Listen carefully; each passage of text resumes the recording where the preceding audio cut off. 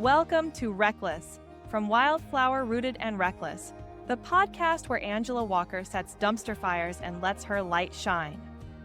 Unafraid of hard conversations, this is where perspectives are challenged, minds are opened, and respect is the rule.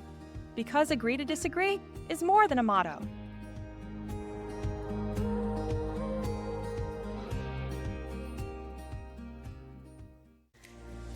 Welcome to Reckless, Welcome of the to Wildflower, Reckless, Rooted, from and Reckless Wildflower, Rooted podcast. and Reckless, I am the Angela podcast Walker, where Angela and Walker it sets is dumpster fires and episode lets her light shine. which means that Unafraid I of hard have conversations, successfully this is where recorded, perspectives are challenged, edited, minds and are open, posted and respect is multiple the rule. episodes. Because agree to disagree if you don't is more than a know, motto. Wildflower, Rooted, and Reckless podcast is really 3 series in one. So on Tuesdays, you'll see Wildflower drop. That's very much a storytelling type of podcast. On Wednesdays, you'll see Rooted drop. That is a Bible study, super God-focused, super Bible-centered podcast. And on Thursdays, you'll see Reckless drop. And Reckless is a little more out in the wild. It is a little more, sometimes it's reckless ramblings. Sometimes it's a reckless rabbit hole. There's just really no telling where it will go. For today, it's going to get a little weird. So as I was working through the Rooted Bible study, I came across a scripture that talks about Jonathan and David and their friendship, and it calls it a covenant friendship. And this was something I hadn't really heard before. And the way that the Bible talks about these two, some of the words that are used, the love of my friend Jonathan was closer than that of a woman. The soul of Jonathan was bonded to the soul of David. There's something about them being knitted into one.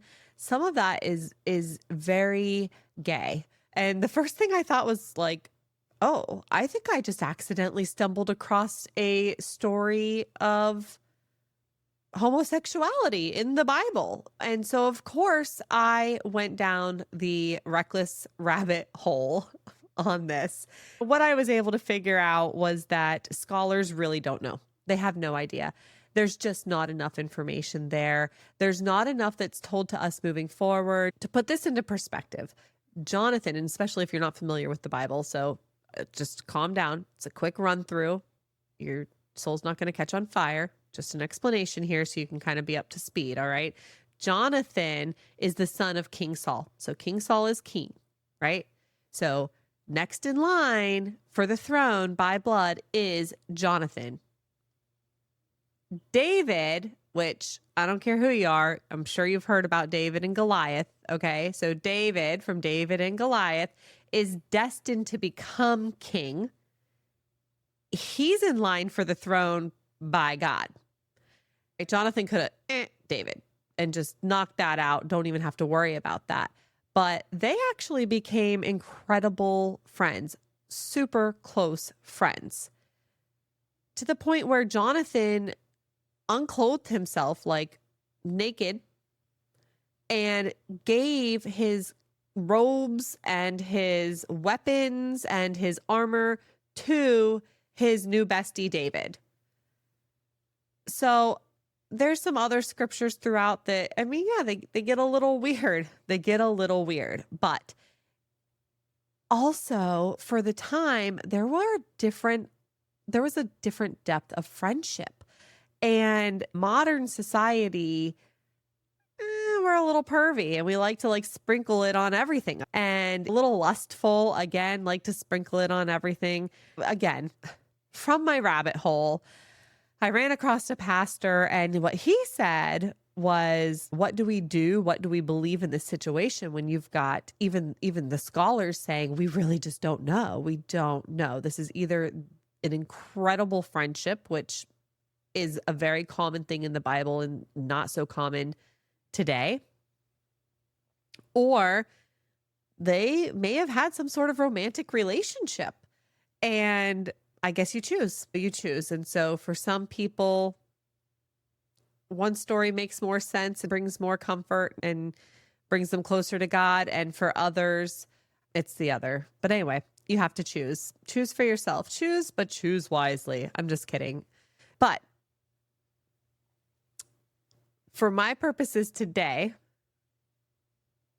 they call it a covenant friendship. You could say relationship. I think that a lot of times we talk about marriages and we talk about like our ride or die or our person, but this is a covenant friendship. This is next level, people. A covenant friendship has aspects of loyalty and grace. There's no check boxes. Okay. It transcends personal and political boundaries. There is a profound mutual respect and selflessness in this friendship, in this relationship, a profound mutual respect and selflessness that transcends personal and political boundaries. And that is what brought me here with it. I started thinking about my Rolodex of friends, and I am so grateful for the friends that I have. They come from all different places, all different backgrounds, all different belief systems. We transcend personal and political boundaries tenfold. Tenfold. I have friends that I have had since elementary days, second grade, first grade. I have friends that we met in the weirdest of ways. I have one friend that I don't think we really know when we became friends. I don't remember ever not being friends with her, but I know we didn't even go to the same school at one point. But in high school, I can remember standing on the curb and her giving me a ride, and we just became best friends. I have one friend that wanted to beat me up, and thankfully her dad wouldn't let her. And later on, as adults, we became friends, and she told me that story, but our families go back generations. And so thankfully, her dad didn't let her beat me up because I don't like to be beat up. I'm a lover, not a fighter. So I'm glad I didn't have to cross that bridge.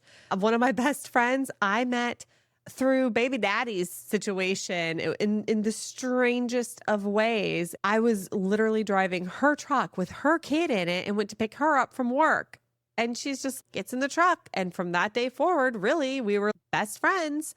I have one of my best friends, one of my most non-judgmental friends. I met in one of the most difficult circumstances for both of us, where she was a foster parent and I mean, her family obviously was a foster family for a child that we ultimately adopted, that they thought they were going to adopt. That was incredible waters to navigate. And the friendship that was formed through that and walking through that is immeasurable. It's immeasurable. It's incredible.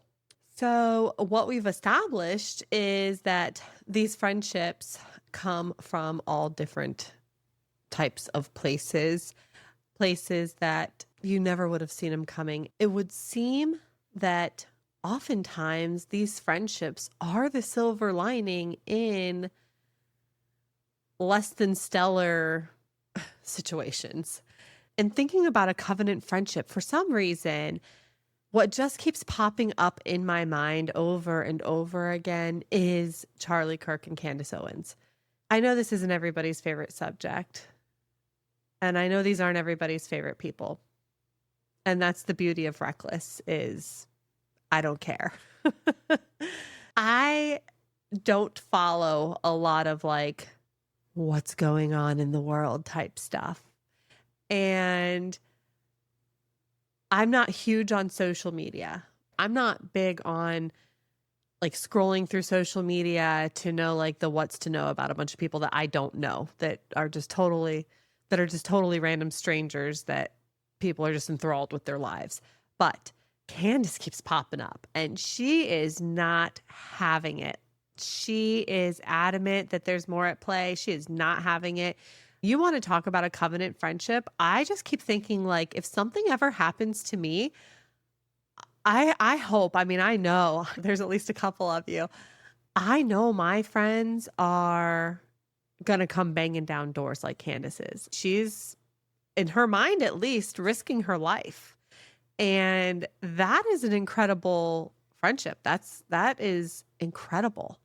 And again, of course, as the human race, we like to taint everything with perversion and whatnot. So, of course, there's all these speculations and rumors that circulate. But I think at the very core fundamental of this, a man lost his life and his best friend isn't buying the story that's being sold. And she is on a mission to expose the truth, like to get justice for him in her eyes. The vigor that she's going about it with, and the sort of like lioness tearing into its prey that she's just, it's just kind of incredible to see, to be honest with you. And, you know, I think Charlie comes to mind because he has, for me, created a way for me to see who I really do have those friendships with. Okay. He is obviously a controversial speaker. I personally started watching him before he was like Charlie Kirk. And I just remember seeing him, and he was a debater. He debated. He had his beliefs, his truths, and he enjoyed sharing those and backing those. And I appreciate that. I can be quite the debater myself. I think what I like about him the most is even if he didn't agree with someone, he still heard them out. Now, he's human just like everybody else. He was not perfect by any means, but I definitely think he was a legend in the arena of debates, period. Did he ever get heated? I'm sure. If you dig deep enough, I'm sure you can find skeletons in closets. I mean, that's for everybody. But for my purposes, I appreciate the communication. I appreciate the open door of communication. And I do share a lot of his viewpoints. I mean, I've mentioned that I am pro-life 100% of the time. And he obviously shared that. So I appreciated hearing his reasonings. And some of them I agree with. Some of them I don't necessarily agree with. And that's okay. When we communicate and when we're friends, it's not because we share all of the same beliefs and all of the same thought processing. It's because we have a mutual respect for one another. Covenant friendship transcended personal and political boundaries. Think of it, transcended personal and political boundaries. Above all else, they were friends. Profound mutual respect and selflessness. So taking their self out of it, a profound mutual respect and selflessness. Okay, I am pro-life 100% of the time. My friends, some of those that I listed in there, they've had abortions. I don't have malice towards them. I don't carry any kind of judgment towards them. They're my friends. I want to treat them with the same respect, profound respect and selflessness that I want to be treated with. This idea in the world that we all have to agree and that we all have to get along all the time is absurd to me. And for me, and it's probably because this week is Charlie Kirk's birthday. This is obviously going to drop on Thursday, the 16th. Just a couple days after many people will be wearing red shirts that say freedom across the front. And that to me is what he stood for. The freedom to communicate, the freedom to debate. I think that in the same respect where people who are pro-choice want me to understand why they're pro-choice, and I do. I see their perspective and I understand where they're coming from. I appreciate that they have that. And we live in a place where we can have those differences of opinion. And I also want that same respect. I want them to be able to set their thoughts and beliefs and opinions aside and hear me and understand my perspective. And thankfully, I am so thankful that I have incredible friends. I have friends that have been through terrible circumstances that truly believe that that procedure was their only option or was best for the child. I'm not driving anybody to an abortion. I'm not picking anybody up. I'm not paying for it, but I'm going to pray. I'm going to pray for your speedy recovery and for love and peace and mercy and grace and all the things. I'm still going to love you. I'm not going to judge you. It's not my job. I don't have to worry about that. I just get to be a friend. If you ask me, I'm going to tell you. Just like if I ask you, I want you to tell me. Doesn't mean I have to agree with you. And I wish the world in general, I wish America, I don't know about other countries. I mean, I assume it's a humanism thing and that it's the same everywhere. But I wish we could do that. I wish we could disagree with one another and that just be okay. Like, it's just not that serious, you know? What is serious is our relationships with one another. A profound mutual, that means both sides. A profound mutual respect and selflessness. Respect. That's a big one. It's a huge, huge word that seems to have gotten lost in translation somewhere along the way. It's more of like a demand for respect than a gift of respect that seems to have cropped up in humanity. I wish there was some way you could like put us all in a jar and just shake us up, you know, and then be like, okay, now that you're all dazed and confused and not taking yourselves so freaking seriously, there's going to be differences of opinion, and that's okay. It's okay. You can argue for your side, but at the end of the day, there is a profound mutual respect and selflessness. Take yourself out of it. You know, the other side of something like an abortion is a lot of pain and sometimes guilt and shame and regret. And a lot of times those things are hidden so deeply, even in people where it is medically necessary. According to the experts, it is medically necessary. It is the only way. And even those people with that knowledge, and maybe sometimes arguably, oftentimes those people, even with that knowledge, struggle deeply. It's not for pro-life to drive that dagger in any deeper.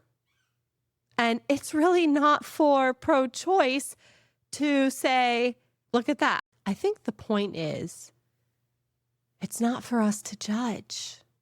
We can communicate. We can have relationships with one another and disagree. I love the term agree to disagree. And here's the thing. One thing I learned one time, sitting in a room full of incredible human beings, was feelings aren't facts. How you feel about something right now versus how you're going to feel about it in 5 minutes, 5 days, 5 weeks, 5 months, 5 years, probably going to be much different. Some of my viewpoints, some of my stances that I had 5, 10, 15 years ago, 20 years ago, are not at all anywhere near what I think today. And I think in another 5, 10, 15, 20 years, probably some of them will be different from what they are today. And I think that's where I circle back to selflessness. Stop taking ourselves so seriously. Like, it's not that serious, bruh. In the word of my children, it's not that serious, bro. Communicate, have differences. So quick to unfriend and block and talk trash and throw in the gutters over a disagreement. Like, that is a lack of respect. Respect one another. Respect one another's opinions. You don't have to agree with it. Agree to disagree. So I digress. I give the shout out to Charlie Kirk for being brave enough to open up difficult conversations and being a good example of respectful communication And I circle back to where we started with the story of Jonathan and David. And I am, regardless of what their relationship was, I am moved by it. I am encouraged by it. I am inspired by it.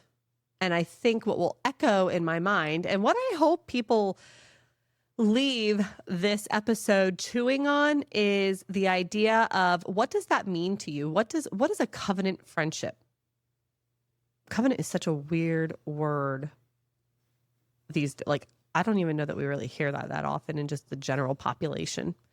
And transcended personal and political boundaries. What does that mean? It transcended personal and political boundaries. And finally, a profound mutual respect and selflessness. Chew on that. Think about that. And with that, until next week, I am Angela Walker, and this is listening to a Wildflower. You've been listening to a Wildflower Rooted and Reckless podcast production with Angela Walker. Catch Wildflower drops on Tuesdays, Rooted on Wednesdays, and Reckless on Thursdays. Subscribe wherever you listen. Stay wild, stay rooted, stay reckless.